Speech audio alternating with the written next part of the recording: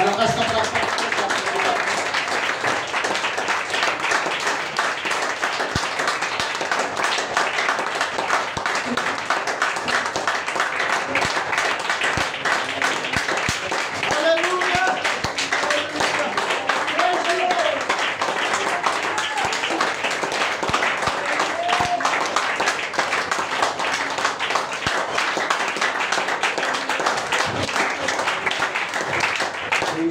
Please be seated po mga kapatid at pakibukas po sa inyong mga notes. Sa page 19 po tayo. At ang topic po nating tatalakayin is about will God's Spirit make us feel convinced? Pinaparamdam ba? Ipaparamdam ba sa atin ng Espiritu ng Diyos na tayo'y sinatulan? God does not condemn. Nakita niyo na po, page 19 sa inyong mga notes. Sa wala pong notes, lumapit lang po kayo sa ating Sunday School Director, Sister Chat. Kung kayo po, at mas maganda po ni-inquire o nire-require natin ng lahat na meron po kayong ganito. Para po sa pagtuturo natin, hindi lamang sa church, kundi sa atin pong personal na pag-aaral, and then we can share to the other people sa mga bagay natin pong natutunan about the Word of God. God does not condemn. He reproves. Condemnation brings a feeling of confusion, frustration, and a feeling of self-hatred.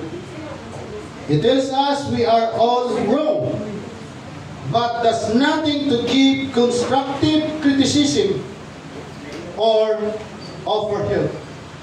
Condemnation makes us feel discouraged and depressed. The Spirit's reproof brings a feeling of truth and enlightenment.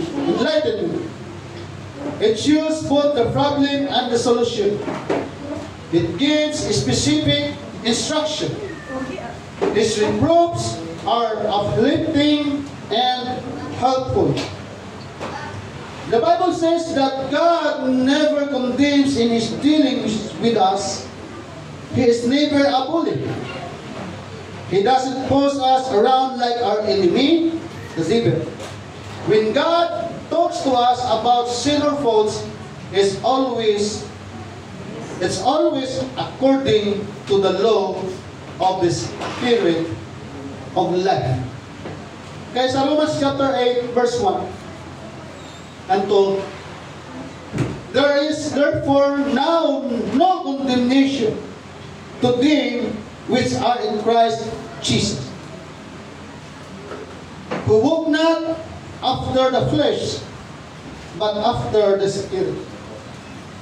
For the law of the Spirit of life in Christ Jesus had made me free from the law of sin and death.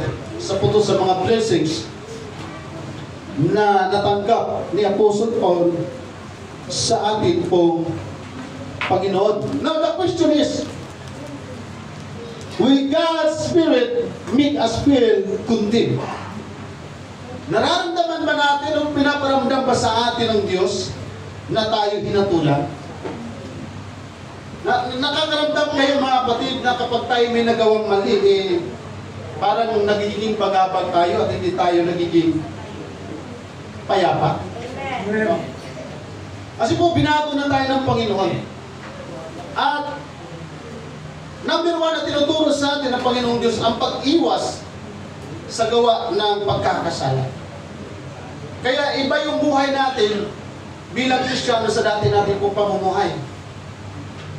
Dati pag nagkasalanan tayo, hindi tayo nakukonsensya. Minsan sinasabi pa nga natin, buti nga. Pero ngayon, pag tayo po'y nagkakasala, hindi pwedeng hindi tayo dumudulog sa Panginoon. Dahil alam natin na nagigilty tayo sa atin pong nagawa or ginawa. Yung natukso po tayo na gumawa ng masama, sa tingin niyo mga kapatid, kasalanan ba yun? Yung natukso tayo na gumawa ng masama. Kasalanan? Nako, pag matukso tayo na gumawa ng masama, hanggat hindi po natin ginawa yung tukso na yun, hindi ka nagkakasala. Totoo po ba? Halimbawa, natukso akong magnakaw ng mangga. Hanggat hindi ko pinapakialaman yung mangga, hindi ako nagkakasala. Ha? Last daw. Ibig sabihin, May last. yung natukso ka pa lang nagkasala na. Saan ka nagkasala doon? Yung kinuha mo, yung natukso pa lang? Desire. Desire. Yung natukso ka. Okay, pag-aralan po natin ng mas maigi. Kasi po, ang kasalanan ay nangyayari po kapag ginawa natin yung kasalanan. Halimbawa, ang pagpatay ay kasalanan. Pero yung gusto mo lang siyang patayin, pero hindi mo siya pinatay, kasalanan parehas. Thank you. So mabigat. Tama po mga kapatid. Kaya sa ating mga Kristiyano, ramdam natin yung Espiritu ng Diyos eh. Pag yung gigil ka na, gusto mo nang mambasag ng mukha. Alam natin kasing kasalanan yun. Yung nagalit ka, Pastor. Ayun. Sa Bible is mayroong pwede kang magalit, huwag ka lang magkasala. Sa sulat din ni Apostol Pablo. Pero yung galit ka na, as long na hindi ka pa nanapa, as long na wala ka pang nasaksak. Ibig sabihin, is considered yun na hindi ka pa talaga nagkasala. Tama ba ka mga kapatid? Baka ligaw na rin ako. Baka mali na rin ako. Pwedeng magalit, pero... Oh, pwedeng magalit, pero ang sabi ni Sister Beth, yung gigil na gigil ka na talaga eh. Yung parang, tama ba Sister Beth? Hindi galit na gagalit. Ayun. Kasi pastor, may nagagalit na sa isip pa lang, parang mamatay ka na. Tapos yung limit mo, naglalabas na lang yung di maganda kasi abundance of the heart is the most wicked. May ganun pastor. Thank you. So, thank you Sister Beth. Nasa Bible, pwedeng magalit, pero huwag ka lang magkasala. Bakit? Pag hindi po natin maunawaan yung mga kapatid, nalilito ka eh. Gagalit tapos di ka magkasala. Ang ating Panginoong Jesucristo, nagagalit siya, pero kahit kailan, hindi nagkasala ang ating Panginoong Jesucristo. Amen? So, depende po yun sa konteksto, mga kapatid. Tayo kasi number one na nakakaalam na magkakasala, tayo mga Kristiyano, kasi alam po natin yung salita ng ating pong Panginoong Jesucristo. Ibig sabihin, kapag tinutukso ka para magkasala, ay hindi ka magkakasala pag hindi natin pinatulan yung tukso. Tama? So you and I, prove po tayo sa pagkakasala. Bakit po? Kung ang ating Panginoong Jesucristo ay tinukso ni Satanas sa Matthew chapter 4, eh, mas lalo na tayo. During that time na tinukso ang ating Panginoong Hesus, more or less nasa 40 days fasting siya. So tinukso siya ng kaaway. Pero kahit anong panukso ng kaaway, ay hindi po nagkasala ang ating pong Panginoon. So paglabas natin yan, marami tayong tukso na nakikita. Tama? Amen. Pero yung tukso na yun ay magiging kasalanan lang kapag pinatulan natin. Tama? Amen. So, salamat sa atin pong Panginoong Diyos. Kaya every time sino man sa atin, kung dumating man sa punto or sa oras na mayroong pagkakataon na tayo ay natutukso para magkasala, manalangin kagad tayo sa Panginoon, mga kapatid. Amen? Ilapit kagad natin ang ating mga sarili. Kasi sabi ng Book of James, sa nakakaalam nga ng mabuti at hindi ginagawa, ay kasalanan. Amen? Kaya alam natin kung ano yung taktika or mga tactics ng kaaway para tayo po ay magkasala. Kaya pag alam natin mali, pag alam natin yung utos ng Panginoon, pag alam natin yung batas ng Diyos, kahit kailan, ang sabi nga ng Kristiyano, ay sabi ng Bible, dapat sa atin pong mga Kristiyano ay hindi na dapat tayo magkakasala pa. Amen! Kaya alam natin na sa atin pong pagkakamali na tayo magkakasala, dumulog kagad tayo sa ating Panginoon mga kapatid para hindi po tayo matukso o magagawa ng kasalanan. Amen! Amen. Palagpakan po natin ang ating pong Panginoon Diyos. Hallelujah! 1 Corinthians chapter 10 verse 13. Walang pagsubok na dumating sa inyo na hindi nararanasan ng lahat ng tao. So hindi natin pwedeng sabihin malalim na tayo masyado sa Panginoon. Hindi natin pwedeng sabihin na talagang napakalago na natin sa Panginoon. Dahil sabi ng Bible, lahat ng tao, as long na tao tayo at hindi tayo robot mga kapatid, tayo po ay subject sa tukso. Subject tayo sa mga pagsubok. Pero lahat ng bagay na yan ay atin pong makakaya. Bakit? Sa mabibigat na pagsubok nating hinaharap, mayroon tayong kasama ang ating Panginoong Jesucristo. Kasama natin ang Espiritu ng Diyos.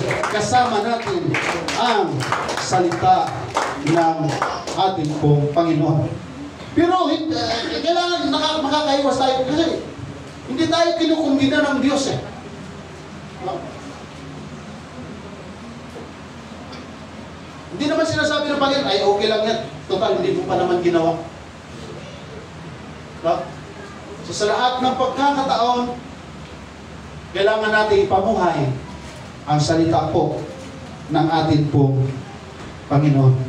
Hebrews chapter 12 verse 6. Sapagkat itinutuwid ng Panginoon ang mga iniibig niya at pinarurusahan ang bawat itinuturing niyang anak. Amen! Amen. Kaya lahat ng magulang na namamahal sa anak, normal lang yun. Dahil po, mahal ninyo ang inyong mga anak. Tayo din ay nilalatigo ng salita ng Diyos dahil mahal po tayong lahat ng ating pong Panginoon.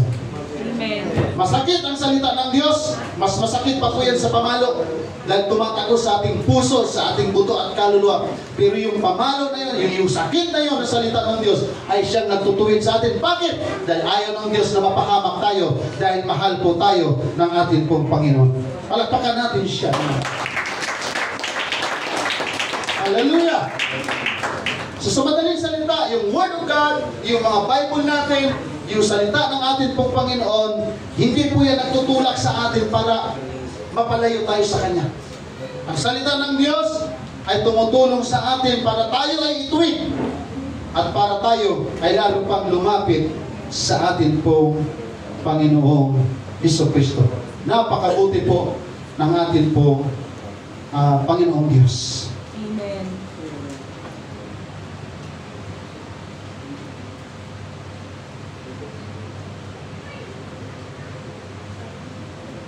True or false?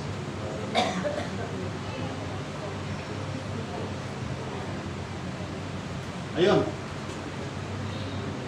To be tempted to do wrong is a sin.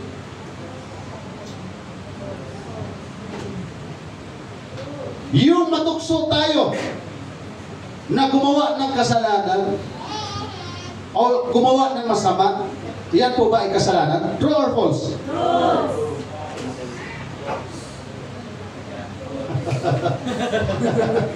So yung matukso ka pala ay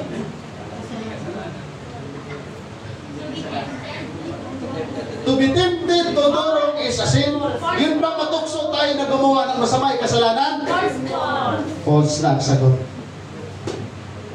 Hallelujah. Kasi ang ating Panginoon mga kapatid, tinukso eh. Lahat ng tukso pinakita sa Kanya. Gawin mong tinapay yung batong ito. Tumalon ka dyan sa taluktok ng temple. Kasi sabi, pag nalaglag ka, ay sasaluin ka ng mga anghel. Tingnan mo lahat ng kayamanan sa sanglibutan. Akin yan. Sambahin mo lang ako. Ibibigay ko sa iyo lahat yan. Pero anong sabi ng Panginoong Isus? Hoy, Satanas, sa Panginoong Diyos mo lamang ikaw sasamba. Tama? Sabi ng Panginoon, nasusulat! Di lamang sa tinapay nabubuhay ang tao. Kaya, walang tukso na dapat maging dahilan para tayo mga Kristiyano ay magkasala sa ating Panginoon. Amen? Kaya pag may tinutukso tayo na gumawa ng hindi maganda, sabihin ka agad natin, nasusulat sa banal na kasulatan na pag tayo may pangangailangan, ang ating Panginoong Jesucristo lang ang number 1 solusyon, mga kapatid. Palagpakan natin siya. Hallelujah. Sino check? Taas ang kamay. Oh, wala nakataas. Puro mali tayo. Number 2. Christ was sinless, although he was tempted in every way. Galing. Very good. Tapos na. Yung iba, zero pa rin. The feeling of temptation results in sinful action. True or false? False.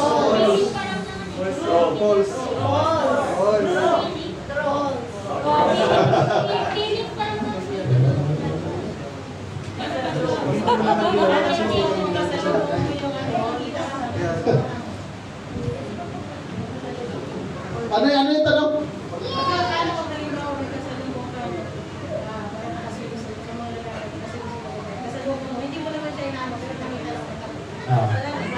Wala pa yun. Pag luminod ka ulit, yun ang kasalanan. Nasa wala ko. Once lang, hindi. Pag-twice na. Napakagandang tanong. Walang tingin, walang Napakagandang tanong. pero kung luminod ka. Kaya sa mga asawang babae, pag may nakasalubong kayo na maganda, nasa tingin nyo, parang tagilid ako. Tingnan nyo yung mata ng asawa ninyo. Ilag agad. Mata mo, yung mata mo. Pastor, ibalik natin yung tanong. Sino kaya may kasalanan, yung lalaking tumingin o yung suot ng nakabit? Ayun, yun ang magandang tanong. Yung kasi po kayo nagsuot na mga ganun, Brother Jess, tingin kasi nila wala silang mali. Lalo na sa mga liberal countries, na okay lang sa kanila magsuot ng ganun. No? Oo. Sa mata ng Diyos, talagang hindi maganda yung kanilang kasuotan. Pero sa ating mga Kristiyano, pag nagsuot tayo ng ganon, medyo kasalanan na yon. Pastor, gaya ng halimbawa may tindahan ka, alam mo na bawal mag-sigarilyo, bawal mag-inom ng alak, pag nagtitinda ka pa, sino may kasalanan? Ang naggamit o nagtitinda?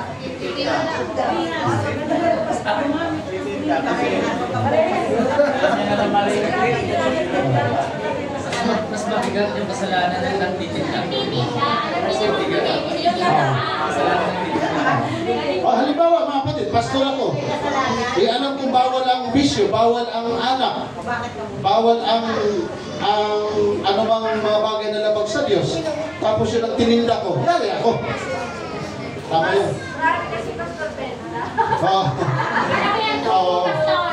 Oo. Yan ang mga dahilan minsan ng mga Kristiyano mga kapatid is nawala sa Panginoon eh. No? Kasi ang akala nila pag hindi sila nagtinda ng alak, ng sugal, mababankrupt sila. Ganito po yan mga kapatid.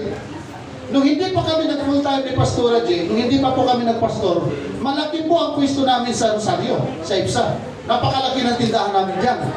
Pero may tindang parang lipstick. Oo, siyempre tapos ako ng Bible school. Alam ko yung tama at mali. Sabi ko, hindi ito tama. Sabi ko kay Pastora, sara natin yung tindahan. Oo. Kasi ba, ang titira pa namin, Christians din. Sabi ko, hindi. Dapat tayo yung asin at ilaw. Tayo yung mamuhay sa katotohanan. Sabi ko kay Pastora J, alam na natin yung mali. Isara natin yung tindahan na yan. Kung pakainin tayo ng Diyos, pakakainin tayo ng Panginoon. Huwag lamang tayo mamuhay na labag sa kalooban ng Diyos. At mabuti yung Diyos na ating pinaglilingkuran mga kapatid. Sa atin po kasi mananampalataya, we're baptized in Jesus' name and the Holy Ghost. Kailangan panindigan natin yung katotohanan na tinanggap natin mga kapatid. Kasi compromising po yun. Tama yung sinabi ni Sister Lynn, paano nga naman kung hindi pa siya Christian, as naka-swimsuit siya din naglakad, At matitingnan ka talaga namin. Oo. Kasi ganito yung mga kapatid eh. Tumating sa punto na kaya nga pinagbabawal talaga sa amin, lalo na pag mga pastor, pag mga gawain sa mga swimming pool. Kasi pag nagkain sa swimming pool, pag nagmi-meeting kayo ng mga pastor, nandun yung nagsasalita, ay yung mga naglalakad para mga artista. Ang hirap yung dalawang mata naghiwalay, yung isa na Kasi walang trabaho ginagawa si Satanas araw-araw sa atin. Yung magkasala tayo sa Panginoon. Kasi sabi ng Bible, kapag tumingin ka ng mahalay sa isang babae, ay mga lalaki, pag tumingin tayo ng masama, ay, ang sabi ng Bible, yung kaluluwa natin eh, pa-impyerno na. Kasi nagkakasala tayo ng pangangalunya. Amen? Kaya pag nakakita tayo ng ganun, lagi natin isipin, mas maganda yung asawa ko dyan. Walang makakatalo sa asawa ko. The best yung asawa ko. Yun ang gawin natin mga kapatid. Amen? Praise God. Kaya yung mga asawa din, alert din kayo. Paano pag hindi kami kasama, pastor? Haharap naman tayo lahat sa Panginoon, mga kapatid. Basta't lagi natin isipin, ang mali ay mali sa harapan ng Diyos, ang kasalanan ay kasalanan. Amen? Pastor, may sample lang ako. For example, yung mga joyride driver. Diba? Tapos may mga babae na sumasakay sa kanila, mga magaganda, sexy. Tapos, syempre, minsan, napahawak sa kanila. Tapos nakaramdam sila ng something. Hindi naman ikaw.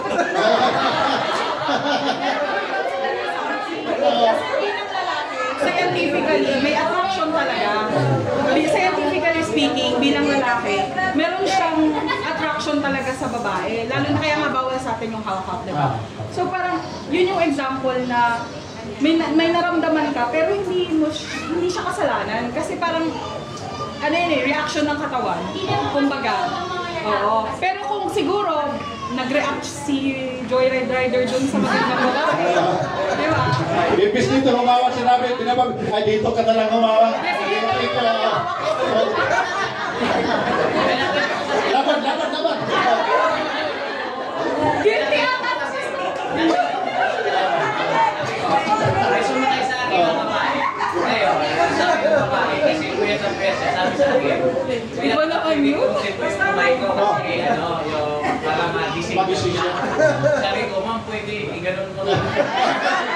Sinabi ko sa Di naman yun yung example. Tiwala, 100% ang tiwala. 101% ang tiwala ko. Thank you, Sister Beth. Magandang tanong kasi yun, totoo yun. Kasi at least, babala yun sa atin, Brother Bilky. Oy, baka mamaya sa sunod, pakurot-kurot lang. Sa sunod, pwede pa yakap kasi giniginaw ako. So, delikado na. Thank you. Kaya sa mga nanay natin, kung asawa po ninyo ay malalim ang relasyon ng Diyos, tama yung sinabi ni Sister Beth, 101% dapat magtiwala. Amen. Amen.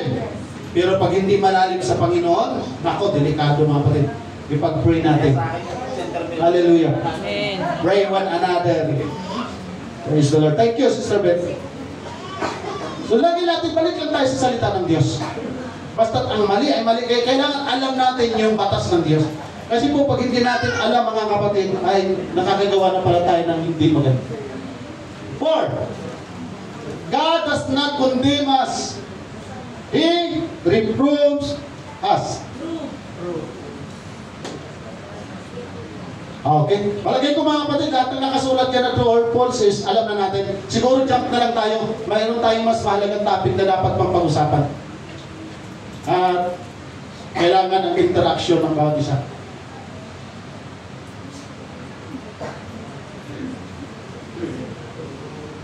Yan ang pag-usapan natin.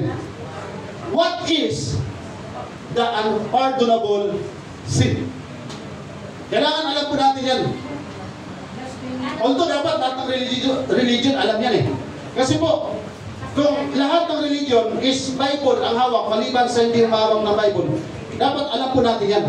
Ano ba yung kasalanan na hindi or walang kapatawaran? Kasi po, yan ay, thank you mga kapatid, kasi po, yan ay mabigat na usapin. Kasi mayroong mga tao na okay lang sa kanila ang religion, pero walang relasyon sa Diyos. Okay lang sa kanila na mayroong religion sila, pero hindi nila alam kung ano yung batas ng Diyos. Amen? So yun po ang mahalaga. Kasi po, ito po'y karaniwan or marami na pong mga tao ang nakakagawa niyan, mga kapatid, na akala nila okay lang. Pero yun po pala ay mabigat na kasalanan ng ating pong Panginoon. In Matthew chapter 12, verse 31, sabi ng Bible, kaya sinasabi ko sa inyo, ang bawat kasalanan at paglapastangan, aralin niyo po maigi ha, maging, alamin natin yung logic ng Word of God na binabasa natin mga kapatid. Because the Word of God is, mayroon po yung lalim. Mayroon po yung mga spiritual truths na dapat natin maunawan. Pag binasa natin siya, akala natin simple lang. Pero sabi diyan, sinasabi ko sa inyo, ang bawat kasalanan at paglapastangan ay ipapatawad sa mga tao. Ngunit ang paglapastangan sa Espiritu ay hindi ipapatawad. Now, the question is, anong ibig sabihin ng paglapastangan sa Espiritu?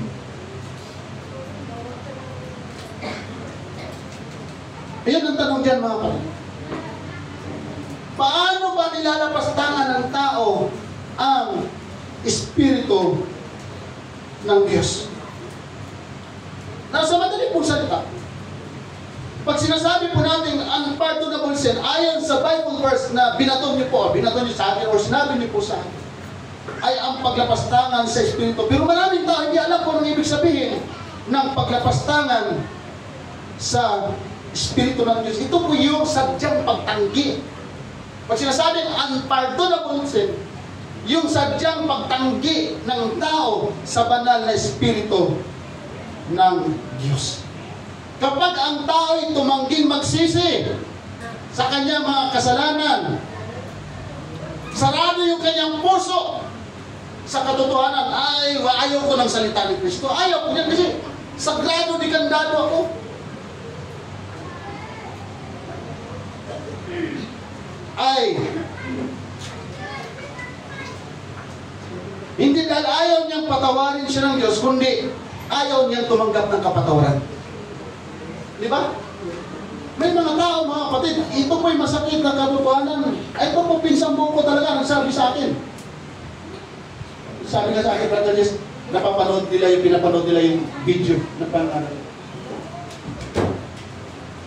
Ang sabi niya sa akin, number 1, okay lang mapunta siya sa impyerno, total marami namang mapunta doon. Hindi naman siya nag-iisa. Pero salamat sa Panginoon ngayon, driver siya na isang sasakyan ng isang born again din. And I pray na balang araw is babaptize siya in water in Jesus. Sabi ko sa kanya, akala ko ba okay lang sa'yo na may impyerno ka? Hindi, binibiro lang kita eh. Mabigat yun mga kapatid. Paano kung inabutan siya ng kamatayan? Ay, bakit ko kailangan lumapit sa Diyos? Malakas naman ako. Total, nandiyan naman yung religion ko. Ang laki ng pangalan ng religion ko. Ang dami nga naming member. Kaya hindi ko kailangan si Kristo. Hindi ko kailangan magsisi. That is an unpardonable sin in the sight of God. Yan po ang paglapastangan sa Espiritu ng Diyos. Bakit kailangan natin magsisi? Bakit kailangan natin humingi ng kasalanan? Dahil sabi ng Bible, ni sino man sa atin walang matuwid kahit isa. At tayong lahat ay makasalanan sa Diyos. At kapag tayo namatay na makasalanan, hindi tayo makakaabot sa kaluwalhatian ng Diyos. Sabi ng Roma. Amen. Amen. Pero kung tayo mamatay na hindi natin tinanggap si Kristo at nagmamataas ang ating mga puso, ang sabi ng Bible, that is belongs to the unpardonable sin, mga kapatid.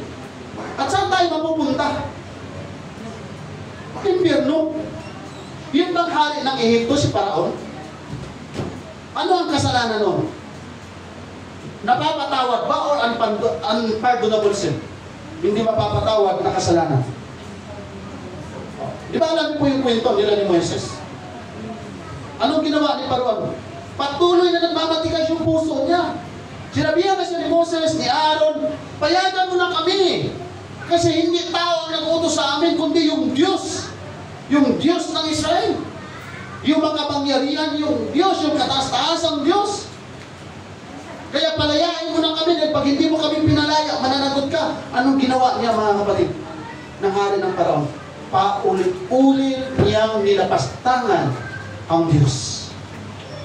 And that is unpardonable sin. So saan mapunta yung hari ng Egypto? Impyerno. Kasi paglapastangan sa Diyos ibig sabihin, wala kang takot. Baliwala lang sa atin yung kapangyarihan ng Diyos. Insulto sa harapan ng ating Panginoon na wala tayong takot sa Kanya.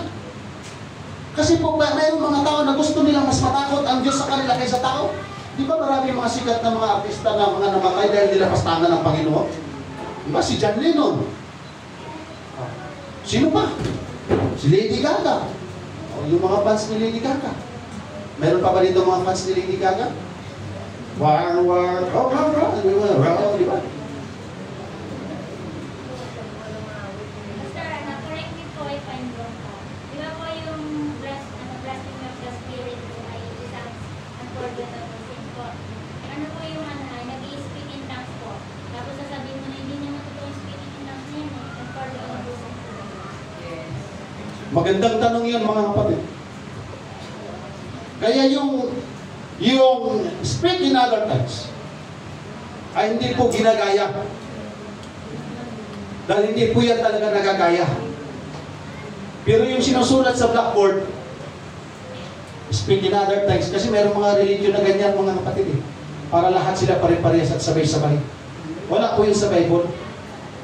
Kasi yung speak in other tongues sa Bible is according to the Lord, kung ano yung gusto nilang salitain. Speak in other tongues, hindi nagmumula sa pastor, kundi yan po ay nagmumula sa atin pong Panginoon. Pero yung nagkaya-gaya ka, mga baliw, mga siraulo, that is a blasphemy of the Holy Spirit. Kaya maging maingat po tayo, mga kapatid, dahil delikado po yun.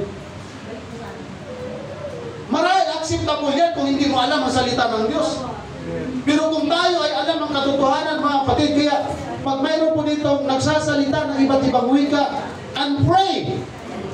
Dahil ang demonyo din ay kaya magsalita ng iba't ibang wika. Kaya mas maganda po sa altar call, magpikit tayo, mag-pray tayo na ang Diyos mangusap sa atin, tumilo sa atin. Kasi pag mayroon po nagsasalita ng iba't ibang wika, tapos sabihin na, baliw, sira ulo yan. Delikado tayo dyan, mga kapatid. Amen. Kaya kailangan alamin natin that the Holy Spirit of God is in us. Kasi po, iba kasi yung Holy Spirit nang mula sa Diyos at Espiritu na mula sa demonyo. Halimbawa po sa mga malalaking gawain, revival, speak in other tongues, tapos nagpupuri, tapos ginaganyan yung mga buhok. Yung nagwa-wild. Sa Bible, mga kapatid, lahat ng mga Holy Ghost dyan, walang nag-wild. Meron bang nag-wild? Yung mga talagang gumulong, wala, nakaupo nga lang sila. Kaya mamaya po, ito magandang tanong, Sister Mariel, bago ko sasagutin Mas maganda nga po mamaya, mga kapatid, sa altar call, huwag na lang alisin yung upuan. Pero kung gusto nyo lumod kayo, mas maganda, umupo na lang po kayo. Amen. Kasi yung na Holy Ghost and the Apero, yung 120 disciples, wala mang gumulong doon, mga kapatid.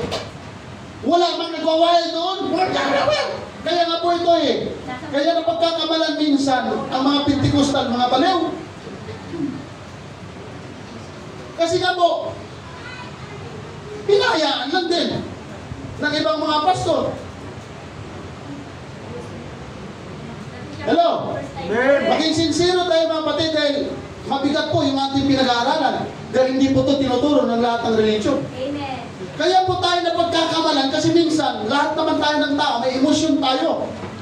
Kaya kailangan alamin natin na yung Holy Ghost natin na hindi tayo nagpapapansin sa tao. Kasi ang demonyo nagpapapansin sa tao at nakakadisip yan. Nakakahawa yun, mga kapatid. Amen? Amen. Kaya, pag-speak in other tongues, we need to make sure that it comes from the Lord. Amen. Kung kaya pumasok ni Satanas sa langit, kaya niya pumasok sa church. Amen. Kaya niyang pumasok sa isipan natin eh. Kaya niyang pumasok sa puso natin. Kaya niyang dayain ng tao about the Holy Ghost. Kaya kailangan yung Corinthians chapter 13 and 14 about the gift of the Holy Spirit. Kailangan alam natin. Kaya yung mga nag-Holy Ghost dito, hindi nyo ako basta mapaniwala mga kapatid kung talaga yung Holy Ghost nila ay sa Diyos. Yes, sarap umiyak, yes. Pero yung mag-wild na tayo para magwala na nagkandaliparan na yung upuan at para tapos bibitin dito. Mga kapatid, sisinturin ko pag mayroong bumitin dito dahil magkulikot. Lalabas yung judo karate natin yan, mga kapatid. Amen. Kasi kahit nakikinig tayo ng salita ng Diyos, kahit nakaupo tayo, pwede tayo ma-Holy Ghost kapag kumilos at bumaba ang Espiritu ng Diyos. Amen. Praise God. Maraming salamat po sa tanong, Sister Mary. So maging maingat tayo. Kung meron tayong narinig na nag-Holy Ghost, kaya mga kapatid, minsan hindi ako pumipikit at hindi po ako basta-basta naglilihas. Kasi tinitingnan ko po mga kapatid. And then thank you sa ating po mga elders sa malalim sa salita ng ating po Panginoon. Pastor, sarap talaga umiyak. Walang problema yan, may emosyon tayo eh. Kasi masarap din naman talaga mga kapatid na na-Holy Ghost ka na umiiyak ka. Amen? Tumatalon tayo, sumasayaw tayo. Pero yung magwawala na, tapos ba, wow, yung parang mga rockers na mga kapatid. Eh hindi po yun applicable sa Bible. Lagi tayo sa Bible. Huwag tayong lumihis sa Bible mga kapatid. Amen. Amen. Kaya nadadamay tayo eh. Nadadamay tayo mga kapatid. Pag minsan sa mga malalaking gawain, hindi po naaagapan. At yan po ay naka-upload sa social media. Eh anong laban natin dyan? Pag dinibati tayo, may magagawa pa tayo dyan. Kristiyano ka, ang babanat sa'yo, hindi Kristiyano. Di ba? Kaya nga eh, advice ng ibang pastor eh, huwag nang i-upload. Kasi ang kaaway ay parang leon na naghahanap lang ng pagkakataon para tayo ay mapulaan, mga kapatid. Dahil sa mayroong mga kaluluwa na nagre-request na i-upload, kaya natin ina-upload. Hello? Amen. So alam na natin ngayon, paano yung tamang Holy Spirit. Ang Holy Ghost ay hindi sinasadya, ibinibigay talaga ng Panginoon yan. Amen. Para maranasan natin, mag-pray tayo. Hindi yung parang, para kailangan makita ako ni Pastor na nag-Holy Ghost ako, para sabihin ni Pastor malalim na ako, hindi natin madadaya ang Diyos, mga kapatid. Hindi natin madadaya ang Diyos. Pag mayroon po tayo nakita dyan, nakapikit, nagpupuri, na nakaganyan, huwag po rin ganyan. Ano yung purma yan? Hindi siya sa kagad. Mas maganda na lang mga kapatid, umupo or lumuhod at manalangin sa Panginoon na tayong lahat ay kausapin ng Diyos. Amen. Kasi hindi naghahanap ang Diyos ng Kristiyanong gaya-gaya. Totoo ang hinahanap ng ating pong Panginoon.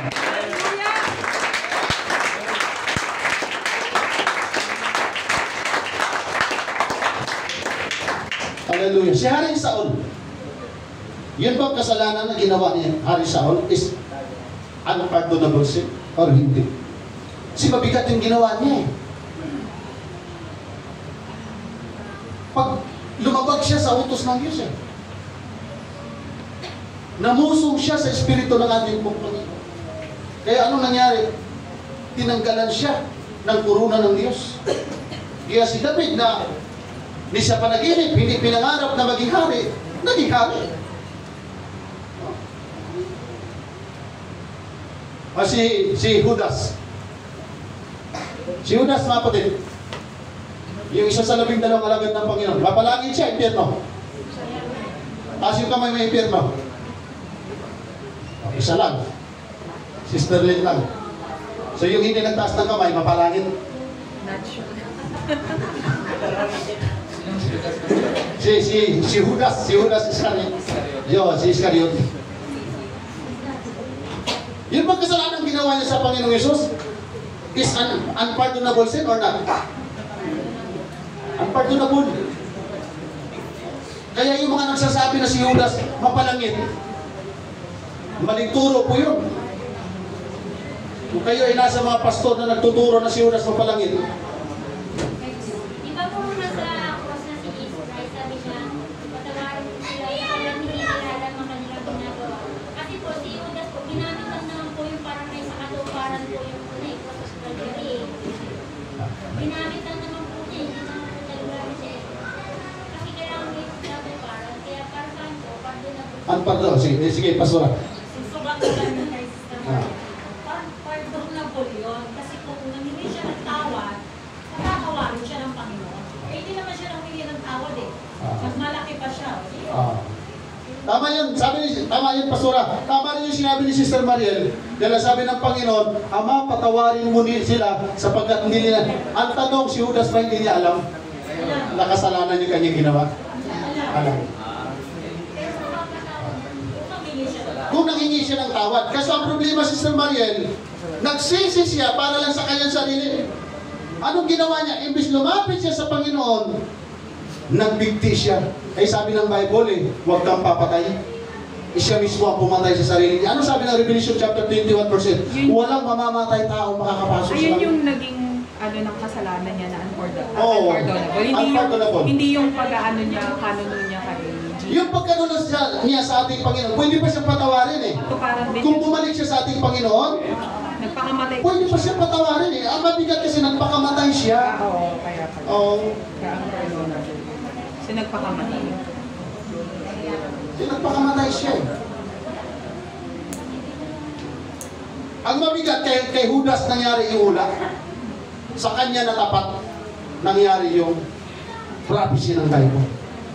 At yan po mga kapatid, kaya tayo naniniwala sa Biblia dahil walang hinula dyan na hindi nagkatotoo. Yung Bible, tapos ng blueprint yan para sa atin. Di ba sa isang construction, pag mali ang pagsunod mo sa blueprint, di ba? Mali ang building. Ganon din sa salita ng Diyos. Pag mali yung pagsunod natin sa salita ng Panginoong Diyos, mapapahamak tayo mga kapatid. Thank you, Sister Maria. Kung humingi siya ng tawad sa ating Panginoon, kung lumapit siya, nagsisi talaga, pwede pa. Kaso nagbigti siya. Ang nasa isip niya, kaya yan yung pandaraya ng kaaway. Nadaya kasi siya ni Satanas. Nadaya siya ni Satanas Makatulad yan, si Ananias at saka si Sapphira. Yun bang kasalanan nila? Unpardonable sin or not?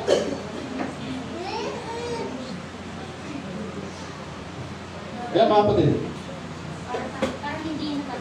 Kasi instant silang namatay. Pinatay sila. Oo. Instant. Walang kapatawaran. Kasi hindi sila Oo. makapag-prevent po na. Si, ano na yun niloko na nila ang Espiritu ng Diyos Diyos na yung dinaya nila mga kapatid. So yun ang mabigat. Kaya nga napakapalag natin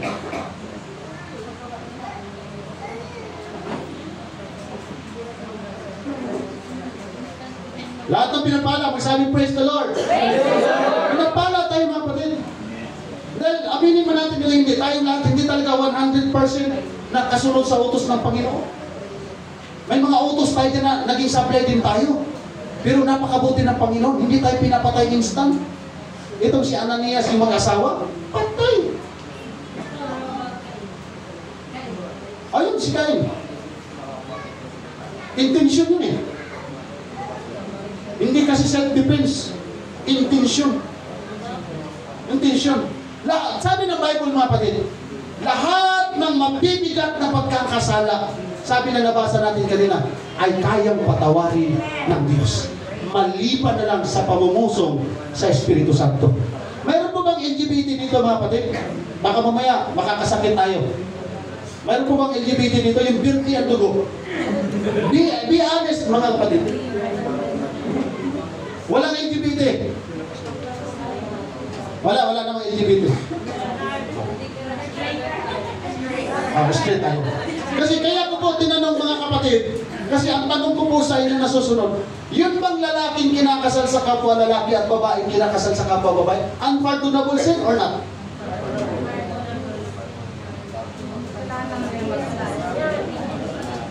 Sige, usap-usap na kayo mga kapatid. Kung magbalik Lord. Babasa ulit ako ng talata, Matthew chapter 12, verse 31.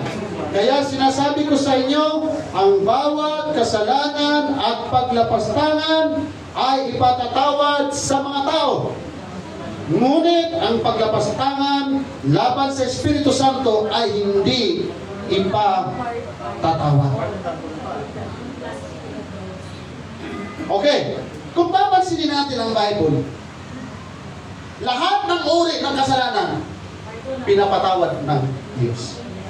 Kasama ba dito ang homosexual, ano tawag?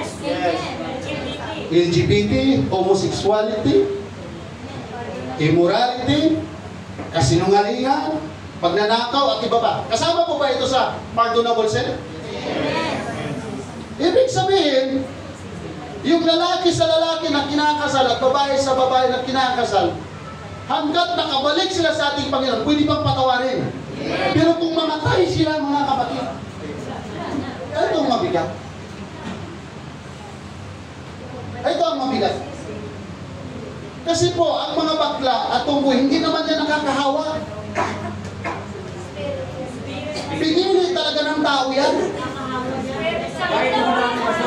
Hindi, kasi kung nakakahawa yan, di dapat tayo, lahat bakla na tayo at tumboy na tayo, kung nakakahawa yan.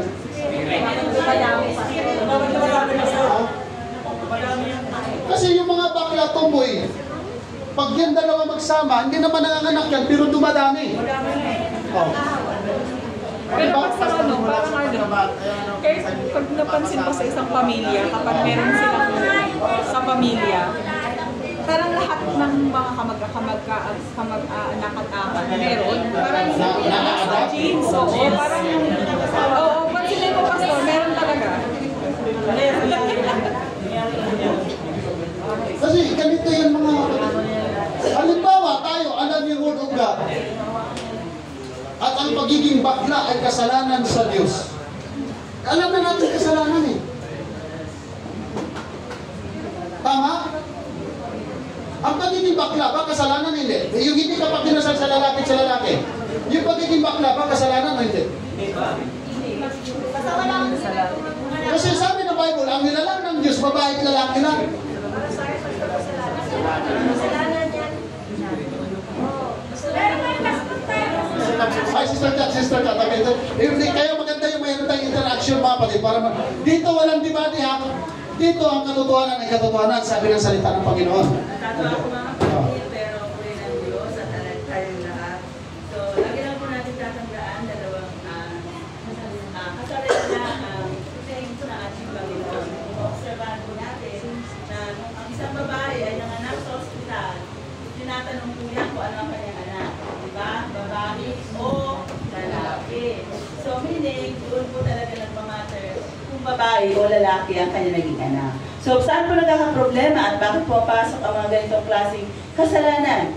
Dahil sa ating pong upbringing sometimes, influence of the world.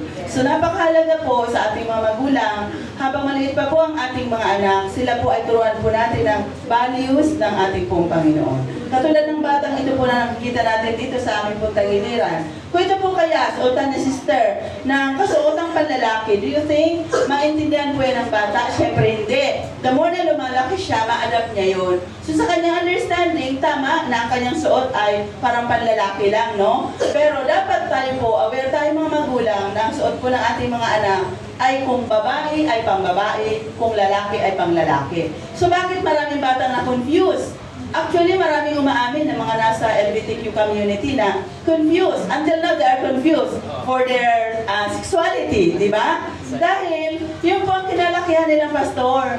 So napakalaga, dito talaga ang role ng isang parents, na kung ang parents ay tayo po ay mananampalataya, so tayo pa magtuturo sa ating mga anak. No? So napakapalad natin kung tayo ay pamilya dito. Pero sa mga ibang magpapamilya pa lamang, kailangan po tayo maging good role model po sa ating mga anak para wala tayong pinag-uusapan na homosexuality. And other thing, mga kapatid, natandaan po natin that we are living in this world. Talamak po talaga ang kasalanan, Pastor. So nakita po natin, may tinatawag na the lust of the eyes, the lust of the flesh, and the pride of life. So yung bagay na yung mga kapatid, papasok na po doon ang mga ganyang iba't ibang uri ng kasalanan. So sa kanina, sinabi nyo ang pagiging bakla ba ay nakakahawa? Yes, pwede. Bakit po? Dahil syempre, minsan ang iba, kaya kinding-kinding ka rin, di ba? So meron dyan, kikinding-kinding. Pero baka matuluyan ka. Di ba? Baka yung pinimili mong gano'n, di po ba? So tandaan po natin na si Satan is a roaring lion na pwede po tayong dayain. So mag-ingat po tayo mga kapatid. Kaya sinabi nga kanina sa devotion, love not the words, neither the things that are in the world. If anyone love the Father, the love of the flesh is not. Kung makawag daw po nating mamahalin mga kapatid, ang gawa ng sanlibutan. Yun lamang po mga kapatid. Thank you, Sister Girl. Palagpakan natin ang mga kapatid, hindi tayo nandidiri sa LGBT. Hindi tayo nandidiri sa mga bakla. Hindi tayo nandidiri sa mga tumboy. Pero hindi ibig sabihin pagmamahal, konsintihin sila. Hindi, ang tunay na pagmamahal, hindi tayo nangungonsinti. Kung mahal talaga natin ang isang tao, ipaalam natin sa kanila yung kasalanan, hindi lamang sa harap ng tao, kundi sa batas ng Diyos. Amen. Alam niyo po yung sujibin, mabigat. At pag yan po ang inapprove, mga kapatid, kami mga pastor, walang karapatan tumanggi na magkasal ng lalaki sa lalaki, babae sa babae. Kaya nga po lagi natin sinasabi, hindi lahat ng humahawak ng Bible at nagtuturo sa likod ng pulpito nagsasabi ng totoo. Bakit mayroon mga pastor o sino pa ba mga aral ng kakasal ng lalaki sa lalaki, babae sa babae? Yan ba ay tanggap ng Diyos? Kaya nga ang challenge natin, ang hamon natin sa mga kababayan natin na mayroong ganong klaseng sistema at pananampalataya, ano ba yung Biblia? Saan mababasa sa Bible? Na pwede kang ikasal sa lalaki, babae sa babae, at malagin ka kasi ang Diyos ay puno ng pag-ibig. Walang ganun sa Bible, mga kapatid. Sa Book of Leviticus pa lang, chapter 18, huwag makipagtalik sa kapwa lalaki gaya ng pakikipagtalik mo sa babae. Ito'y karumal-dumal. Pag sinabing karumal-dumal sa harapan ng Diyos, anong katapat yan? Para ka na rin mamamatay tao. Kaya yung mayroong nasaktan sa akin, sabi, na-open sa akin dahil bakla, grabe daw, brutal. Grabe daw, sa tumboy, may mga bakla dito napunta, tumboy na hindi na tumagal kasi brutal. Mga kapatid, okay lang ba sa inyo may impyerno kayo? Okay lang ba sa inyo na ako magtuturo konsintihin kayo para may impyerno tayo?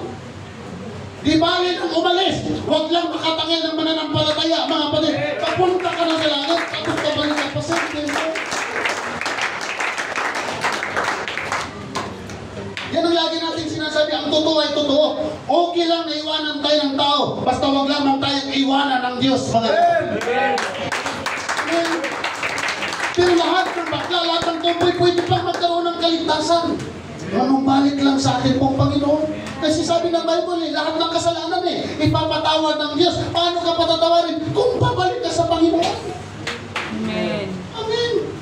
Ang Diyos ay puno ng pag-ibig, yes. Hindi naman sabihin ng Panginoon, kriminal ka na, impyerno ka na, tumboy, bakla ka, impyerno ka. Hindi. Binibigyan tayo pong lahat ng Panginoon ng pagkakataon na manumbalik at magtiwala sa Kanya. Sa totoo lang mga kapatid, muntik na rin ako ang galing ko ng magnik nag-high heels na rin ako. At yung katawan ko is pang-model. Kaya doon sa Bible story, nung nakakita ko ng, ahas! Pero salamat sa ating pong Panginoong Hesukristo. Walang bagay na hindi kayang baguhin ng Panginoon. Basta willing po tayong lumapit sa Panginoong Diyos at handa tayong magpabago. Wala tayong diskriminasyon dito. Lahat ng LGBT natin, mahal natin yan. Nilikha ng Diyos yan Ang hindi natin mahal, yung pagkakasala na ginagawa na labag sa ating pong Panginoon. Amen? Kaya sa ating pong mga magulang, maging maingat kayo. Di bali yung ating mga anak ang laging kasama ay Kristiyano. Kaya ngayon yun yung dahilan mga yung people. Tayong lahat, yung people, lalo na sa mga nag-aaral, kaya tayong lahat ay instrumento ng Diyos na magamit para sila ay madala sa Panginoon. Hindi tayo, ang mabigat kasi, naguligos na tayo pang nadala sa mundo. Di ba mga kapatid? Leviticus chapter 20, kapag ang isang lalaki ay nakipagtalik sa kapwa lalaki ng gaya ng pagkikipagtalik niya sa babae, sila ay kapwa nagkasala. Dapat silang parusahan ng kamatayan ang kanilang dugo ay mapapasa kanila. Kaya mapapansin niyo sa Bible, pag nahuli na ng niya, binabato talaga hanggang mamatay. Eh ngayon sa Revelation mga kapatid, hindi na bato. Impirno na. Ama. Wala tayong karapatang manakit ng kapwa mga kapatid, pero ang salita ng Diyos masakit. At salamat sa salita ng Diyos. Hindi lang din naman ng mga bakla at tumboy ang may impirno eh. Napakarami mga kapatid. Pero lahat tayong makasalanan kahit gaano kabigat, sabi ng Bible, kahit gaano kapula ang ating mga kasalanan, kasi pula man yan ang dugo, kayang linisin yan ang ating Panginoon. Kaya tayong patawarin ng Diyos. Romans chapter 1 verse 26 to 27. Dahil dito hinayaan sila ng Diyos sa mga kalay na pita. Yan yung dahilan ngayon. Bakit yung mga gumagawa ng ganyan mga kapatid ay nandyan pa rin? Dahil hinayaan na ng Diyos. Pinabayaan na sila ng Panginoon. Sapagkat ang kanilang mga babae ay tinalikuran ang likas na pakikipagtalik sa lalaki at pumasok sa hindi likas. Gayon din naman ang mga lalaki ay tinalikuran ang likas na ugnayan sa babae at sila ang nag-alab sa pita sa isa't isa. Kaya yung Sodoma at Gomora mga kapatid, bakit tinunaw ng Panginoon yun sa apoy? Kasi yung mga lalaki noon ayaw na sa babae. Pero mo yung brother Jess, ayaw na sa babae. Kaya yung Sodom doon nakuha yan sa pangalang Sodoma at Gomora. Hindi ko lang alam yung Sogo Hotel kung doon rin niya nakuha. Yung Sodoma, yung Gomora. Hindi po. Yung Sogo Hotel eh. Baka doon rin nakuha. Sugod yun. 1 Corinthians chapter 6 verse 9 to 10. Hindi ba ganinyo alam na ang masasama ay hindi magmamana ng kaharian ng Diyos? Huwag kayong padaya, hindi magmamana ng kaharian ng Diyos ang mga nakikiapid, sumasamba sa Diyos-Diyosan, mga nangangalunya, mga lalaki na nakikipagtalik sa kapwa lalaki, at ano pa mang mga bagay na mahigpit na pinagbabawal ng Diyos. Lahat po yung binanggit ng aklat ng Korinto mga kapatid, pang-impyerno yan. Pero lahat na mapunta ng impyerno na gumagawa ng ganyan, may chance pa tayo. Tama? Yeah. Marami tayong mga tao nakikita sa labas na ganyan ang ginagawa. Kaya loobin ang atin pong Panginoon mga kapatid. Salamat sa ating social media kasi hindi natin sila nawawan-unwan araw-araw. Pero mapapanood man lang nila na mayroon palang turo sa Biblia, na mayroon palang batas ng Panginoon na pinagbabawal. Dahil yung batas na yan ay harap-harapan ng nilapag ng mga pastor, pare o sino pa bang mga ngaral. Harap-harapang paglabag yan. Wala tayong mababasa sa Biblia, magkasal ka ng lalaki, babae. Ang ituro natin yung tama na nagmumula sa Panginoon. Ang sabi ng Bible, sumalangsang tayo, sumawata tayo mga kapatid. Kung alam natin ang katotohanan, amen, hindi dapat tayo nahawaan ng mga bagay ng mundong ito. Dapat sila ang madala natin sa tulong at habag sa biyaya ng pangalan ng ating Panginoon Jesus. Amen. Amen. Ayos God. Dahil kung padamihan man lang papunta sa langit, padamihan man lang ang miyembro ang papunta, hindi tayo makarating sa langit. Dahil maraming mga religion na mas marami sa atin. Amen? Pero wala tayong mababasa sa Bible na pangalan ng religion na sinasabi ng Panginoon. Mga tao lang ang nagsusulat ng pangalan sa religion nila at inaangkin na pag hindi ka sumali sa kanila, maliligtas ka. Ang sinasabi ng Panginoon, sabi ni Jesus kasi, I am the way, the truth, and the life. Walang makakarating sa langit kundi sa pamamagitan niya. Yung religion natin yan mga kapatid, legalism lang yan para malaya tayong mga pangaral. Pagdating natin sa harapan ng Panginoon, sa white on judgment, sasabihin ba ng Panginoon, anong religion ka? Anong religion ka? Anong religion ka? Kaya nga mayroong aklat ng buhay eh. Bawat tao sa mundo mayroong aklat ng buhay. Kaya ang sabi ni Haring Solomon, yung mga bagay na sa mundo na ating ginagalawan, lahat ng ating nakikita, walang kwenta yan, walang halaga yan. Ang mabuting gawin ng tao ang maglingkod sa Diyos. Amen. Dahil tayong lahat harap sa Diyos, babasahan tayo mga kapatid sa ginagawa natin araw at gabi, lihim at tayo, babasahin yan doon. Ay kung wala tayong nagawang tama, mamatay na lang tayo na hindi nakapaglingkod sa Panginoon. Kaya nga po yung water baptism, yung bautismo pa lang yan mga kapatid, pananampalataya yan. Pag hindi mo kaya magpabautismo, hindi mo kaya sumunod sa Diyos. Yan po ang totoo, prangkahang pananalita mga kapatid. Totoo ba? Amen. Kaya hindi Pentecostal ang dinadala natin sa tao. Ang dinadala natin ay salita ng ating pong Panginoon. Dahil ang salita ng Diyos ang siyang magtutuwid sa atin at magdadala sa langit. Amen. Kaya pag nasaktan tayo, salamat sa ating Panginoon. Pag tinutuwid tayo, salamat sa ating Panginoon. Ikaw at ako ay pinoproteksyonan lamang ng ating pong Panginoong Diyos, mga kapatid. Amen. Palakpakan natin ang ating pong Panginoon. Praise the Lord. Hallelujah. Sinawa, mayroon po tayong natutunan sa umaga nito, mga kapatid. Amen. Sa salita ng ating pong Panginoon ay I pray na sa maraming salamat po sa inyong mga pagsalit sa ating pong aralin, mga kapatid. Kaya, di ba masaya? Masaya ang Sunday School, mga kapatid. Kasi lalong lumawak yung ating kaalaman tungkol sa salita ng Diyos. Uulitin ko po, wala tayo dapat na pandidirihan ng tao. Dahil tayong lahat, mga kapatid, ay makasalanan. Kumbaga, sa gitna ng apoy, kung halimbawa, ito, apoy, mga kapatid, nasa loob tayo. Nakakita na po ba kayo ng bulati na pagpaikutan mo ng apoy, ang bulati na kakatalon sa apoy? Wala.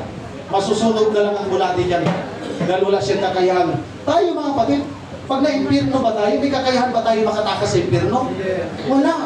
Tayo lahat papunta sa impirno, dahil lahat ng makasalanan, impirno ang punta. Pero salamat sa ating pong Panginoon, dinampot tayo ng ating Panginoong Diyos. Gumamit siya ng tao, dala-dala ang kanyang salita, para tayong lahat na papunta sa impirno. Nagkaroon na ngayon ng kaligtasan, nilinis at binago ng ating Panginoon. That's why every Sunday, every time we worship the Lord, nandoon yung saya, nandoon yung lakas, pagpupulong, pagsamba, pagsasalamat, na tayong lahat mapapabang, pero minahal tayo ng ating Panginoon. Kinuha tayo ng Diyos kapahamakan, at nang dito tayo ngayon, bagong nilalang na tayo sa harapan ng ating Panginoong Diyos.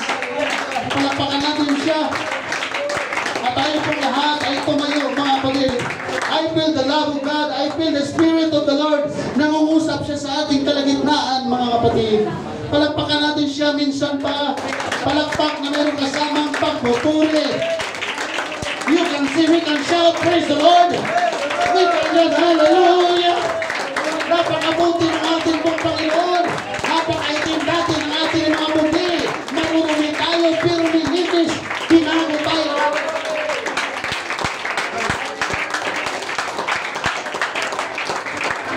Glory to the name of Jesus. And may I request for our Sunday School Director to let us pray, mga kapatid. Praise God, hallelujah. Jesus, praise our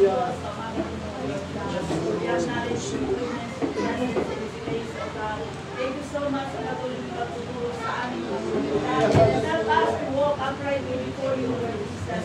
Hayaan mo, Panginoon, O God, na kami lumakad, Panginoon, ayon sa ibanan na Espiritu, O God. Iadya mo kami, Panginoon, O God, sa anong gawa ng kaaway at sama. Maraming po salamat, Lord God, sa aming pumastor na patuloy ginagamit, Lord God, to nourish the congregation. Equip us, Lord God, hallelujah. Maraming salamat sa bawat anak mo nandito, O Lord God. Patuloy mo ibigay sa aming Panginoon, O God, ang karunungan na nagmumula namin sa inyo.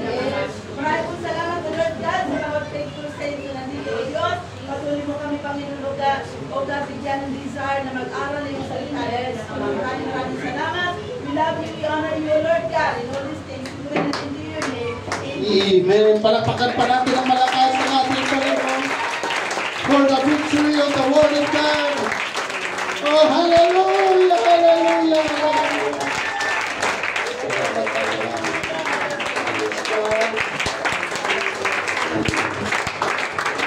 Ang tayo sa ating special opening update sa ating Sunday School. Give and it shall come back to you.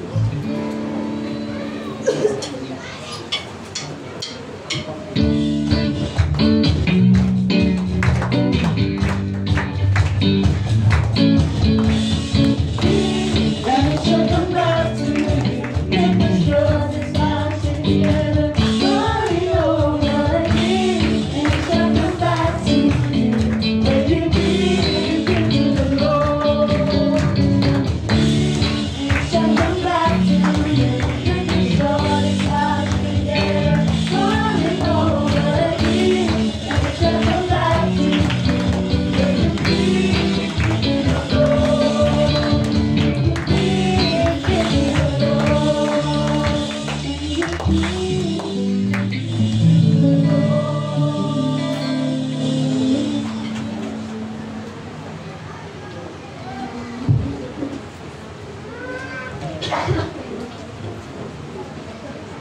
Pag-pray Praise muna God, natin. mga kapatid. Pag-pray muna natin yung Sunday School offering. Brother Rod, let us pray for our Sunday School.